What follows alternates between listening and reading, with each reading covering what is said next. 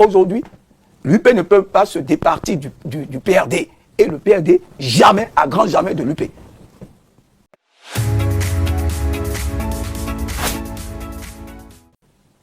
Aujourd'hui, ce mariage ne peut plus être... Il ne peut plus avoir de divorce. Ah bon? Oui. Mais vous avez... Je ne comprends pas.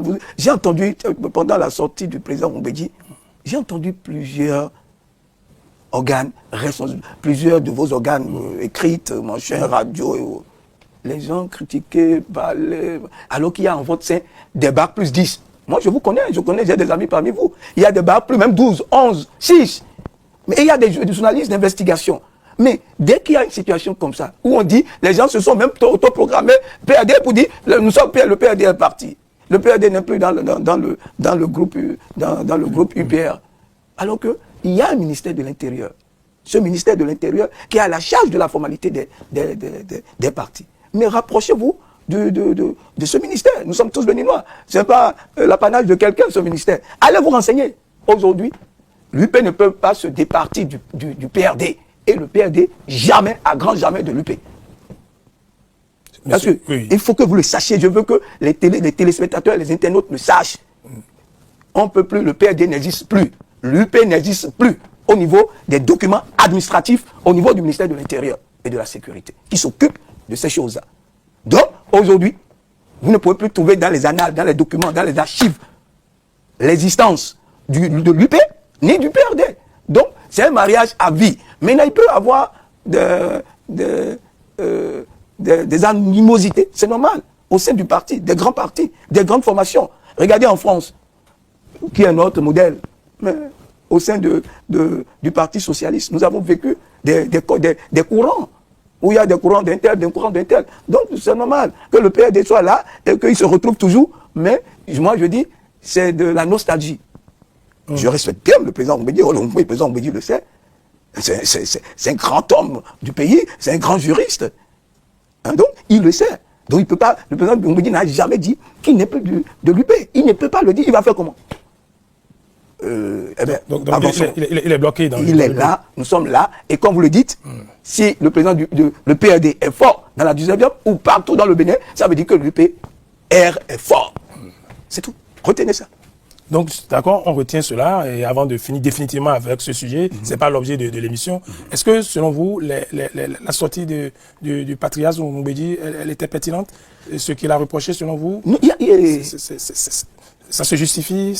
Vous savez, le président Mbeki, moi j'ai eu la chance, mon père est resté 107 ans. Au moins avant de... Vous parlez du sage Biokou, Salomon? Oui, mon père, il est resté 107 ans avant de mourir. Au moins, en continu, j'ai passé au moins 40 ans avec mon père. 40 ans avec mon père. Et à un certain âge, vous voyez le président Soglo, c'est des gens, devant des situations, ils donnent leur point de vue. Hein, j'ai vu, le président Nicéphore Soglo a critiqué longtemps notre mouvance présidentielle. Il a critiqué longtemps. Parce qu'il avait son fils qui en discutait avec nous. Pourquoi? Et même pas avec nous. Il a son fils qui allait discuter avec la justice béninoise. Mais il le rapproche à la gouvernance du président Talon. Mais quand il a fait une sortie avant sa dernière sortie. Mais il a apprécié ce qui se fait au Bénin. Après, il est revenu, il a encore critiqué. Il nous a critiqué, il faut que les détenus politiques sortent, il faut que les exilés rentrent, comme si le président Patrice Talon ou le gouvernement de la rupture a bloqué le passeport de ces exilés. Alors, ils peuvent rentrer quand ils veulent, mais ils répondront devant une justice. C'est tout. Alors, donc, les gens de cet âge, vous ne devez pas leur refuser certains écarts de langage. Je ne dis pas qu'ils sont vieux, qu'ils sont faux, qu'ils sont... Non, non, non. C'est des gens devant des situations, parce qu'ils reçoivent du monde. Chacun vient poser son problème. Vous imaginez combien de personnes le président Mbeki, des dossiers à défendre, des interventions à faire par jour. Mon père avait plus de 50 personnes par jour dans sa vieillesse. Et il dit, le président Mbeki, encore à 83 ans, il y a du monde. Chacun vient poser ses problèmes. Et le trop-plein peut amener à déborder, à dire ce qu'il ne faut pas dire. Ce qu'il faut dire à un endroit fermé, à le dire au dehors. Parce que le président Mbedi n'a pas besoin de le dire. Tout ce qu'il a dit, au fait, c'est pas ce qu'il a dit qui est mauvais. C'est l'endroit et les éléments utilisés pour le dire, c'est tout.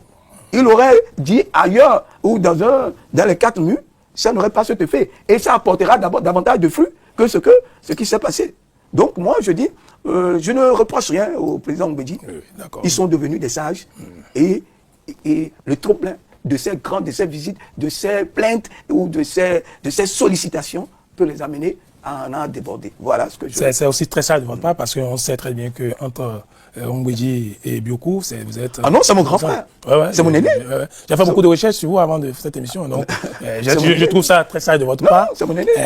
Et je lui dois respect et tout. Voilà. Il est dans la position de mon père aujourd'hui. Absolument, absolument. C'est aussi ça, ce qu'on attend de la nouvelle génération d'hommes politiques, c'est que les codes culturels de notre pays doivent être maintenus et sauvegardés. Alors, vous le faites très bien et je vous en remercie. Merci.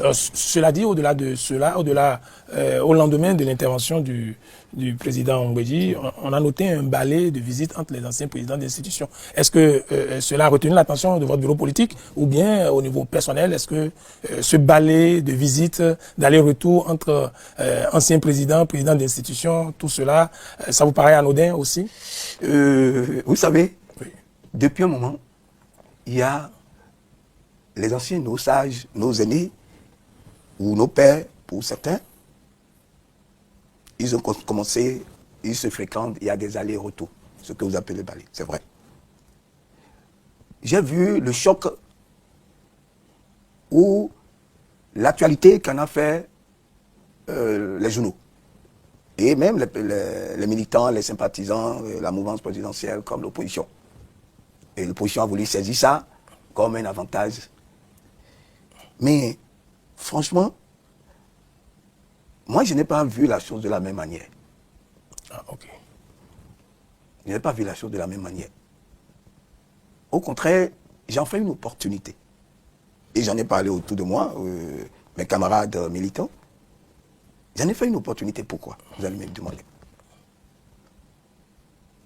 Les grands, les sages, nous sommes en Afrique.